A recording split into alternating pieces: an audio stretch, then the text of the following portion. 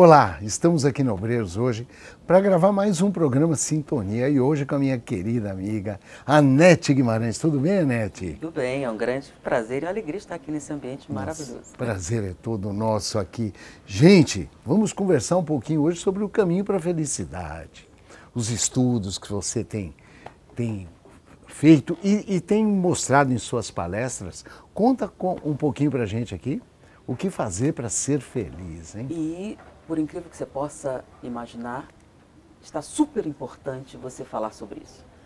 Porque todos os índices sociais no mundo estão melhorando.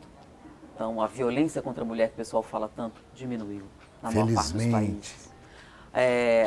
O racismo, a violência doméstica, a violência em geral, o nível de conforto, a democratização da informação, ou seja, todos os índices sociais de bem-estar na humanidade têm melhorado muito, não é pouco. Mas, na última estatística realizada, nunca se esteve tão infeliz quanto hoje. A infelicidade aumentou significativamente, principalmente entre crianças e jovens. Então, quando você os entrevista, eles se colocam como pessoas infelizes. Então, as estatísticas têm demonstrado que a infelicidade tem aumentado. Mas a pergunta vem, por quê? Nunca comeu-se tão bem quanto hoje. Sim. A fome diminuiu, o conforto aumentou, você tem muitas facilidades tecnológicas em todos os sentidos. Em que você pega locais específicos, mas em geral, quando você pega a humanidade, mesmo os países assim, bastante comprometidos, tiveram melhoras significativas. A fome retraiu no mundo. Com certeza. Os focos de guerra, a gente fala muito da Síria, mas antes eram vários focos ao mesmo tempo, vários níveis de violência. Tudo isso tem diminuído. E tem diminuído muito, não é uma coisa pouca. Então, por exemplo, nos últimos 10 anos, se investiu mais em ecologia do que nos últimos 100. No último ano, esse ano que passou, 2017, se investiu mais em projetos sociais do que nos últimos 20. Então, para você entender como a humanidade está preocupada com a qualidade de vida, com o bem-estar social, com o bem-estar físico e mental. Como, então, diante desses resultados, a infelicidade pode estar tão grande? Como explicar isso, né? Então, essa é a situação.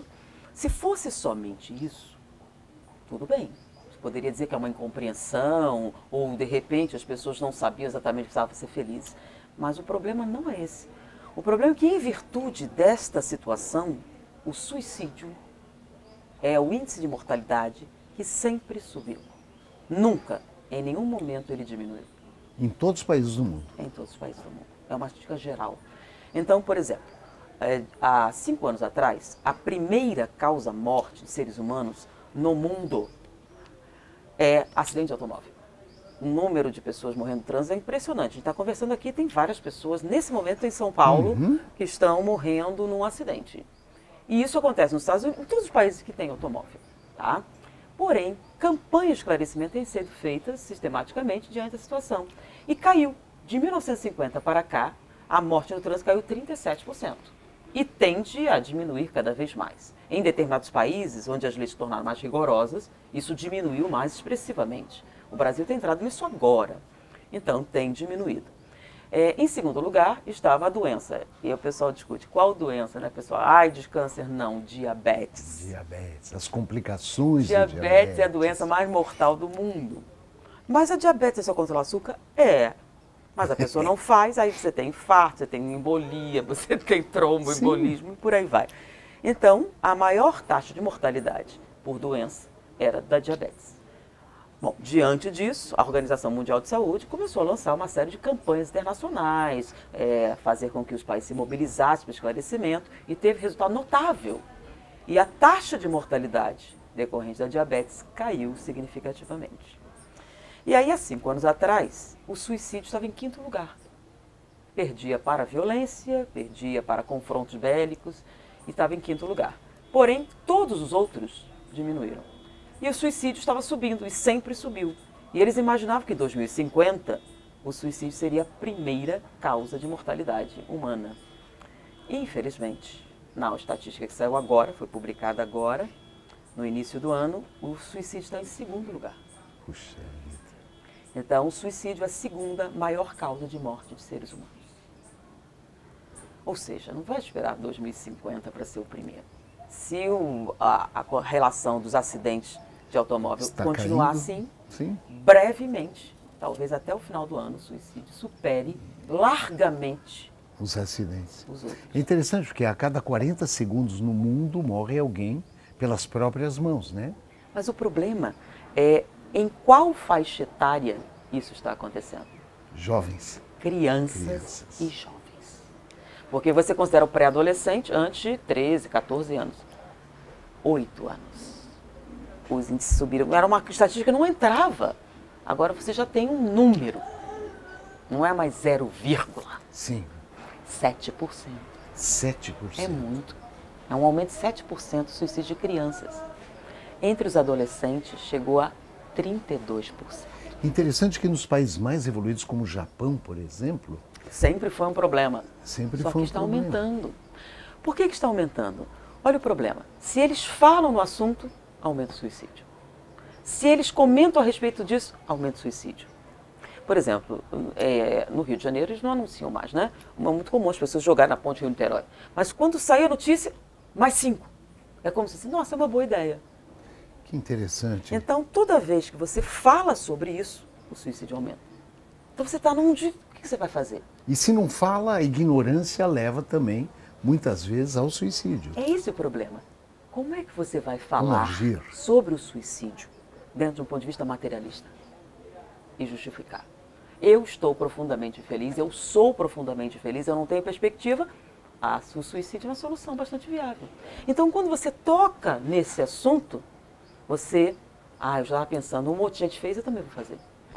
Então, eles não conseguem uma campanha contra o suicídio. Pelo contrário. Então, não está fazendo nada. E ele está aumentando. O problema é que, hoje em dia, eles até aceitam o suicídio de pessoas com idade, mas não é o caso. O problema é que o suicídio está aumentando entre pessoas que têm a vida inteira pela frente. Sim. E isso é um drama. Em vista disso, eles associaram com a estatística da infelicidade. Por que o suicídio aumentou? Porque aparentemente a infelicidade aumentou exponencialmente. Mas por que nós estamos tão infelizes? Essa é a questão.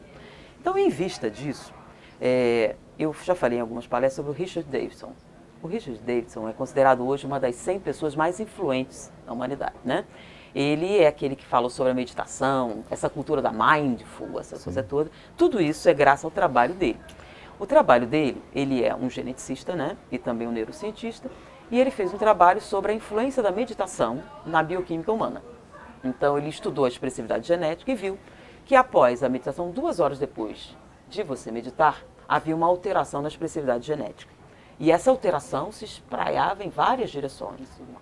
Ele fez isso quando era muito jovem e ele queria aprofundar essa pesquisa, porque ele viu a influência de qualquer pessoa que fizesse. Então ele queria saber se você, que pratica a meditação desde sempre, teria uma alteração mais profunda. Então ele precisava de voluntários. E com isso ele foi atrás dessas pessoas. Aí no Oriente você tem essa cultura. Então ele queria esse pessoal. E nisso ele encontrou um fã. Ele estava numa conferência, um fã se apresentou, olha, eu gosto muito do seu trabalho. Era o Dalai Lama. Apenas. Ficaram amigos, né? E o Dalai Lama fez o seguinte comentário. Eu acho interessante porque eu vejo nas pesquisas muito falando sobre a depressão, a angústia, a tristeza. Eu não vi vocês falarem de alegria, bondade, gentileza, nenhum estudo sobre isso. Não seria interessante? Ele achou curioso, mas ele voltou e, para agradar, ele foi procurar alguma pesquisa para oferecer, né? Não tinha, ele não achou. Depois de um tempo, ele descobriu que não havia pesquisas médicas sobre isso. E o mais interessante é alguns cientistas dizendo para ele assim, não tem porque não existe. Como assim? Gentileza, bondade e isso aí que você está falando, ternura, são fenômenos sociais. Você vai encontrar na sociologia, medicina não. Porque não é um sentimento humano. Como não?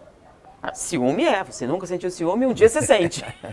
Você não precisa aprender isso. Raiva, inveja.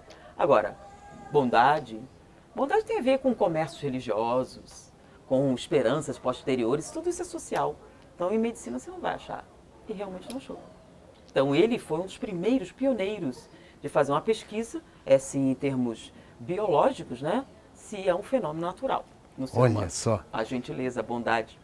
E os resultados foram fantásticos. Mas em vista disso, da maneira com que os seus patriotas e também outros cientistas se comportaram, ele fundou uma instituição, Instituto de Pesquisa da Mente Saudável.